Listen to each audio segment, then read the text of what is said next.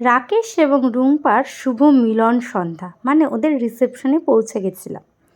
আর রিসেপশনের ডেকোরেশনটা ছিল এরকম। আর এই হচ্ছে আমার পেছনে ব্রাইড রয়েছে। একটু পরে ব্রাইডের সাথে আমি ছবি তুলতে যাব, বাট ব্রাইডের সাথে ওরকম আলাদা করে ভিডিও করা হয়নি।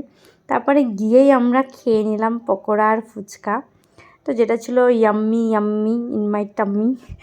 যাই হোক, রিসেপশনের কিছু ফটো এখানে অ্যাটাচ করে দিলাম, কারণ ভিডিও ক্লিপ সেরকমভাবে ওদের সাথে নেওয়া হয়নি, তাই ফটোগুলোই তোমাদের সাথে শেয়ার করলাম। তারপরে আমরা অনেক মজা করলাম, তারপরে আমরা চলে গেছিলাম খেতে। তো খাওয়ার যে মেনু কার্ডটা সেটা দেখো বেশ সুন্দর করেছে। আর তোমরা এরকম মেনু কার্ড প্রচুর জায়গায় দেখতে পাও, সেটা হচ্ছে হোয়াটসঅ্যাপ কনভারসেশন। তো এখানে সেটাই করেছে, রাকেশ এবং রুম্পার বধূবরণ লেখা আছে। আর এটা কিন্তু যে সে ফোনের কনভারসেশন নয়, এটা কিন্তু আইফোনের কনভারসেশন, ওকে? আমার কাছে তো আইফোন থাকাটাই বিশাল বড় ব্যাপার, অনেকের কাছে এটা নর্মাল ব্যাপার। তো যাই হোক, তারপরে আমাদের খাবার চলে আসলো, আমরা বসে পড়লাম খেতে। তো খাবারের মেনু কী কী ছিল সেটা তো তোমাদেরকে দেখিয়েই দিয়েছি, তোমরা দেখতেই পেয়ে গেছো। এবার শুধু খাবো সেটা দেখো। খাবারের সমস্ত ক্লিপ নেওয়া হয়নি, তবে মাটন বিরিয়ানির ক্লিপ না নিয়ে কী করে পারি, যেটা আমার প্রাণ। এত দারুণ টেস্টি হয়েছিল না, এখনও জাস্ট ভিডিওটা এডিটিং করছি আর আমার জিভে জল চলে যায়, এরকম একটা ব্যাপার হয়ে যাচ্ছে।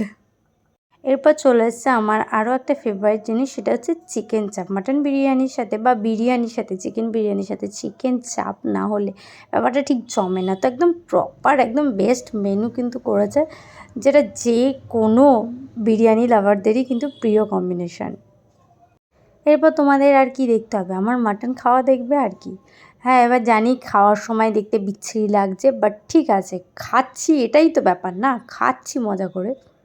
এরপর শেষ পাতে ছিল যেটা সবার প্রিয়, চাটনি আর পাঁপড়। যাই হোক, এবার আমি আর মা বেরিয়ে চলে যাচ্ছিলাম। তো সবার আগে এখানে যেটা হয়েছে সেটা হচ্ছে আমাদের স্কুটিটাতে প্রথমে বাবা মাকে নিয়ে এসছে, তারপরে আবার আমাকে নিয়ে এসছে, কারণ আমরা দুজনেই শাড়ি পরে আছি। তারপরে আবার বাবা আবার সেমভাবে মাকে বাড়িতে দিয়ে এসছে, তারপরে আবার আমাকে এসে নিয়ে যাচ্ছে এবং আমাকে বাড়িতে দিয়ে আসছে। তো এইভাবে আমাদের বিয়ে বাড়িটা কমপ্লিট হলো। আর আমার ব্লগটাও এখানে শেষ হলো। টাটা।